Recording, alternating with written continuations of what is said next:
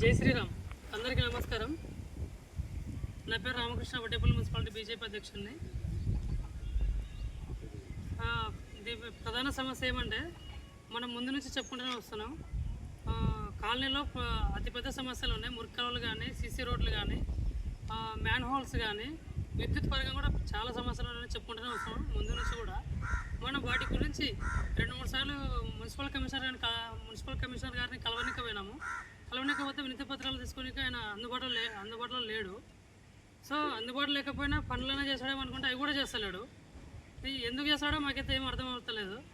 ఇప్పుడు ఏమంటే ఇక్కడ మురికాలువలు ఉన్నాయి, సీసీ రోడ్లు లేవు.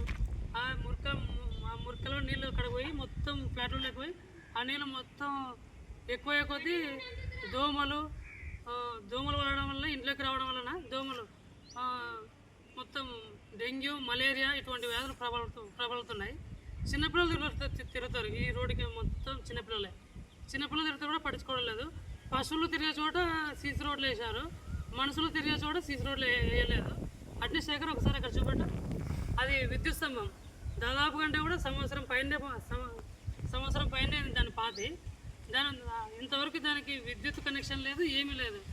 దయచేసి కమిషనర్ గారు మీరు ఖచ్చితంగా పట్టించుకోవాల్సిన కోరుతున్నాము. విద్యుత్ అధికారులు కూడా పట్టించుకోవాలని కోరుతున్నాము. కరెంటు వచ్చిపోవడం కూడా జరుగుతుంది. కరెంటు నిరంతరం ఉండట్లేదు. దయచేసి పట్టించుకోండి. మీరు పట్టించుకోండి ఎడల మేము ఖచ్చితంగా కలెక్టర్ గారి దృష్టికి తీసుకెళ్తాము. ఇక మీదట మీరు పట్టించుకోకపోతే కలెక్టర్ గారితోనే మేము సంప్రదింపులు చేపడతామని మీకు తెలియజేస్తున్నాము.